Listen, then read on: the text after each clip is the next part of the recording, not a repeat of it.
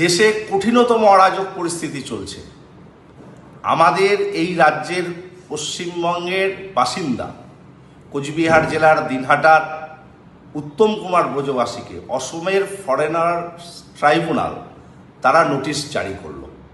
তাই তিনি নাকি ভারতের স্থায়ী বাসিন্দা নন, তিনি নাকি অনুপ্রবেশকারী।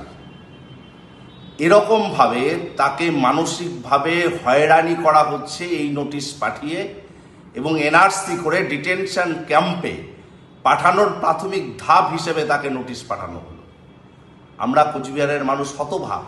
একটি রাজবংশী পরিবারের ছেলে, যারা বংশানুক্রমিকভাবে কোচবিহারে বসবাস করছে, যাদের পূর্বপুরুষ সকলেই এই কোচবিহারের স্থানীয় বাসিন্দা, রাজবংশী সম্প্রদায়ের, অথচ অসম সরকারের অসম ফরেনার্স ট্রাইব্যুনাল তাকে পাঠালেন এনআরসির নোটিশ।